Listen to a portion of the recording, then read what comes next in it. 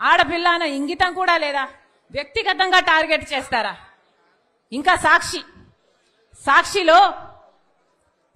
అట ఇప్పుడు తెలంగాణలో నాతో కలిసి పనిచేసిన వాళ్లకు ఫోన్లు చేసి షర్మిలమ్మకు వ్యతిరేకంగా మీరు మాట్లాడితే మేము మీకు కవరేజ్ ఇస్తామని ఫోన్లు చేస్తున్నారు, వాళ్ళకు కవరేజ్ ఇస్తున్నారు. అక్కడ తెలంగాణ పార్టీలో నాతో కలిసి చేసిన వాళ్ళు మాకు ఫోన్ చేసి అమ్మా మాకు ఇలా ఫోన్లు వస్తున్నాయి, మీరు వ్యతిరేకంగా మాకు చెప్తున్నారు. ఇంతగా దిగజారాలా రాజకీయాలు? ఇంతగా దిగరాల్సిన అవసరం ఉందా మీరు? ఇదే సాక్షిలో ఏ సాక్షి అయితే ఇప్పుడు నా గురించి ఇంత దూషణలు చేస్తున్నారో, ఈ సోషల్ మీడియా అంతా ఇంతగా దూషిస్తున్నారో, ఇదే సాక్షిలో నాకు భాగముంది. ఇదే సాక్షిలో జగన్మోహన్ రెడ్డి గారికి ఎంత భాగముందో ఆయన బిడ్డ రాజశేఖర రెడ్డి బిడ్డకు కూడా అంతే భాగం ఉండాలని రాజశేఖర రెడ్డి గారు నిర్ణయించారు. ఇది రాజశేఖర రెడ్డి గారి నిర్ణయం.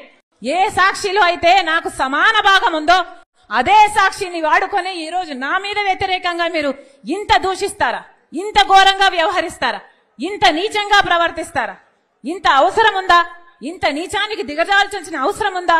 ఈ రోజు వ్యక్తిగతంగా మాట్లాడాల్సిన అవసరం ఏముంది అని అడుగుతున్నా. నేను ఇష్యూల మీద మాట్లాడుతున్నా. మీరు స్పెషల్ స్టేటస్ కోసం ఎందుకు కొట్లాడలేదు అని నేను నిలదీస్తున్నా. మీరు పోలవరం కోసం ఎందుకు కొట్లాడలేదు, ఎందుకు తేలేదు అని నేను అడుగుతున్నా. బీజేపీతో మీకు దోస్తీ ఉంది, మీరు బానిసలుగా ఉన్నారు.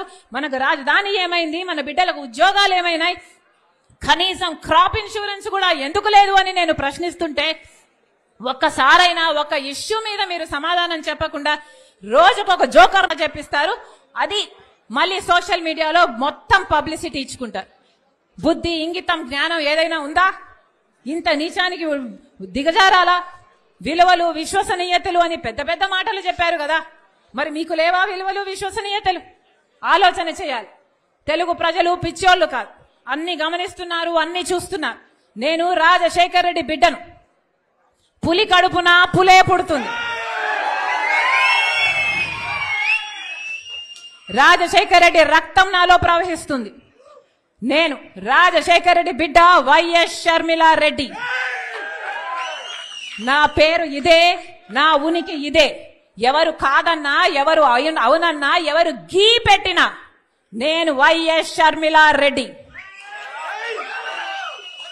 ఆంధ్ర రాష్ట్ర ప్రజలకు మేలు చేయడానికే ఇక్కడికి వచ్చాం. నా గుండెలో నిజాయితీ ఉంది. ఆంధ్ర రాష్ట్ర ప్రజలకు వాళ్ళ హక్కులు కల్పించాలని రాజశేఖర రెడ్డి బిడ్డ ఈ రోజు తన పుట్టినింటిలో ఆంధ్ర రాష్ట్రంలో అడుగుపెట్టింది. నిలబడుతుంది, కొట్లాడుతుంది. ప్రత్యేక హోదా వచ్చేంత వరకు రాజశేఖర రెడ్డి బిడ్డ ఇక్కడ నుంచి కదలదు. పోలవరం వచ్చేంత వరకు రాజశేఖర రెడ్డి బిడ్డ ఇక్కడ నుంచి కదలదు. మన రాష్ట్రానికి, మన బిడ్డలకు ఉద్యోగాలు రావాలి, మన రాష్ట్రం అభివృద్ధి చెందాలి, అంతవరకు రాజశేఖర రెడ్డి బిడ్డ తన పుట్టింటి నుంచి కదలదు. మీ ఇష్టం వచ్చింది చేసుకోండి, ఎంత చేసుకుంటారో చేసుకోండి, ఏం పిక్కుంటారో పిక్కోండి. ఇక్కడ భయపడే వాళ్ళు ఎవ్వరూ లేరు. ఇక్కడ ఉన్నది రాజశేఖర రెడ్డి బిడ్డ. ఖబర్దార్. జోహార్ వైఎస్ఆర్. రాహుల్ గాంధీ గారి నాయకత్వం వర్ధిల్లాలి, వర్ధిల్లాలి. వైఎస్ షర్మిల నాకు వాటా ఉంది అంటుంది. ఆ పాపిస్ట్ సొమ్ములో నీకు కూడా వాటా ఉందంటే ఆ పాపిస్టోళ్ళకి నీకు ఏంది తేడా అని అడుగుతున్నా. ఏ షర్మిలమ్మ, ఊళ్ళో వాళ్ళ డబ్బులతో పెట్టిన పేపరు, ప్రజలు సొమ్ము దోసుకున్న పేపరు, అడ్డగోలుగా సంపాదించిన పేపరు, జగపతి పబ్లికేషన్స్. ఈ రోజు నేను అడుగుతున్నా, ఆ పాపిస్ట్ సొమ్ములో మీకు కూడా వాటా ఉందంటే మీకు వాళ్ళకి తేడా లేదు. వైఎస్ కుటుంబం అంతా ఈ పాపిస్ట్ డబ్బుల కోసం పోరాటం తప్పితే ఇంకొకటి లేదని కూడా నేను మనవి చేస్తా ఉన్నా. పెద్ద పెద్ద మాటలు చెప్తారు. అని చెప్పింది మన పోలవరము రాజశేఖర రెడ్డి కళ అంతయ్యా నీకు వచ్చి కళ్ళ చెప్పాడా? పోలవరము షర్మిల పోలవరం కళ నాకు అని అమ్మ ఆడుతున్నావు. పోలవరం తీసుకొని వచ్చింది ఎవరు? అసలు కట్టించింది ఎవరు? కంప్లీట్ చేసింది ఎవరు? చంద్రబాబు నాయుడు. చంద్రబాబు నాయుడు, సిబిఎన్ గారు. మీరు పోలవరం రాజశేఖర రెడ్డి కళ, నాగార్జున సాగర్ రాజశేఖర రెడ్డి కళ, ఆ కాటన్ ధరగట్టింది కూడా రాజశేఖర రెడ్డి కళ అని చెప్పండి. ఆ బ్యారేజ్ కూడా రాజశేఖర రెడ్డి కట్టించేసింది. అంతా ఆయనే. మీ పేర్లు వేసేసుకోండి. మేము అడుగుతున్నా, ఈ రోజు ఇద్దరికి జరుగుతుండే యుద్ధంలో ఈ సాక్షి పేపర్ వాటాల దగ్గర జరిగిన యుద్ధమే.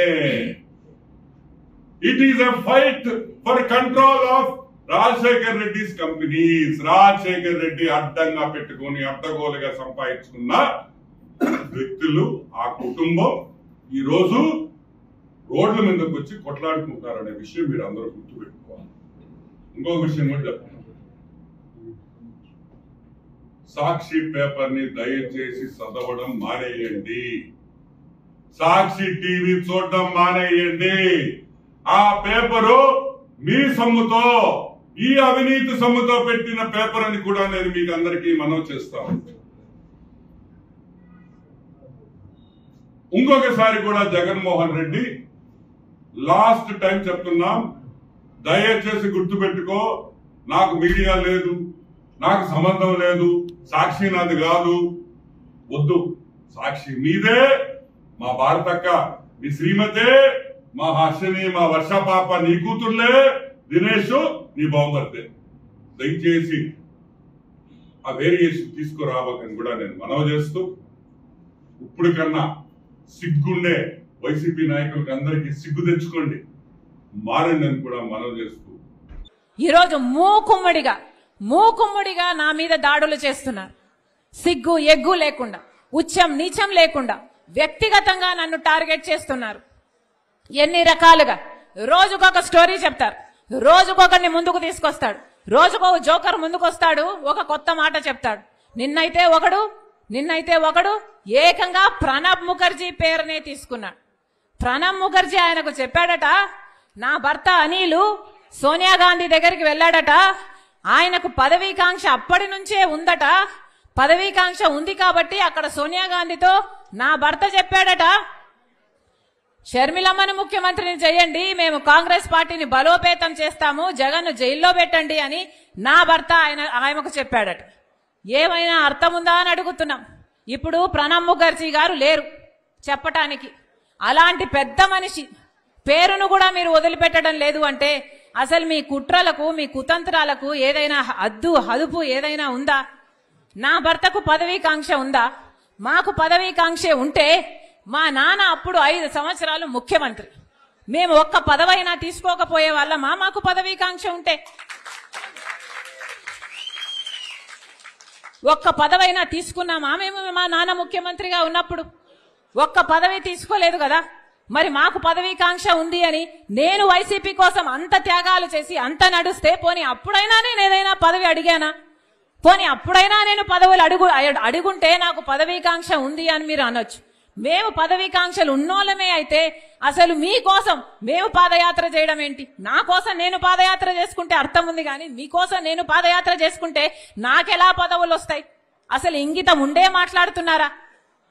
నా భర్త అంట సోనియా గాంధీ దగ్గరికి వెళ్ళాడట.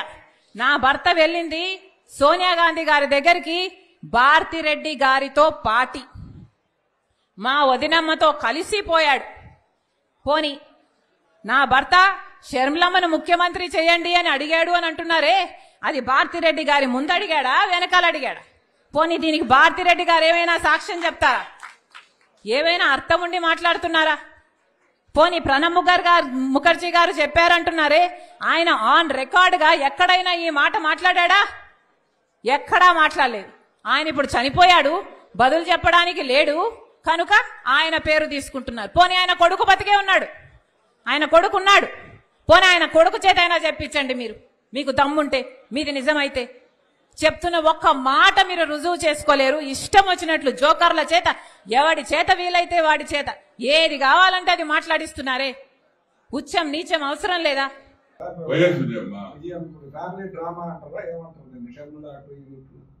విజయం ఎవరికి వస్తుంది? ఏమలే, ఒక సగం భాగం ఇటు పంపిస్తుంది, సగం భాగం ఇటు పంపిస్తుంది, చూసుకోండి. మాకేం తెలుసా? అది నాటకం కాకపోతే ఏందా ఇద్దరిదే? వచ్చేసి ఇప్పుడు అంతా సూపర్ గా అంతా అన్ని వచ్చేసి తిరిగేసేసి అంతా పోలవరం గీలవరం పెద్ద పెద్ద నాయకులు కూడా మాట్లాడినట్టు మాట్లాడారు. ఇప్పుడు అంతా వచ్చేసి అసలు ఎరగ తీసేస్తుంది. నువ్వే కాళేశ్వరం సంగతి చూడమా ఫస్ట్. కాళేశ్వరం కాళేశ్వరం కాళేశ్వరం అని చెప్పా. ఇప్పుడు ఏం చేసావా?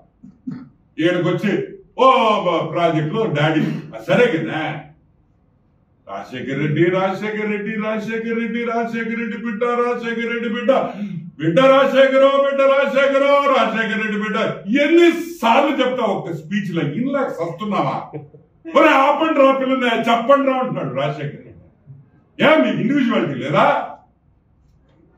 మీకు స్వతంత్రం లేదా?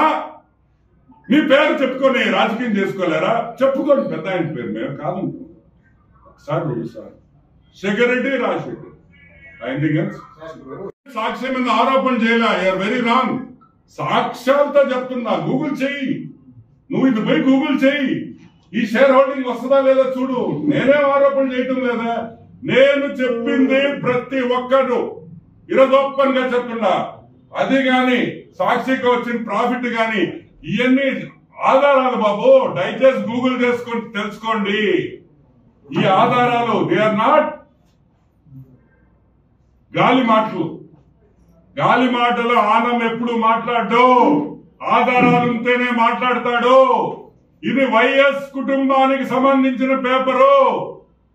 వాళ్ళ పేపర్ కాబట్టి వాళ్ళకి వాటాలు ఉన్నాయి కాబట్టి ఎల్లో మీడియా అని ఒక సృష్టించి ఈనాడు ఆంధ్రజ్యోతిని పాతాళంలోకి తొక్కేదానికి ప్రయత్నించిన కుటుంబం.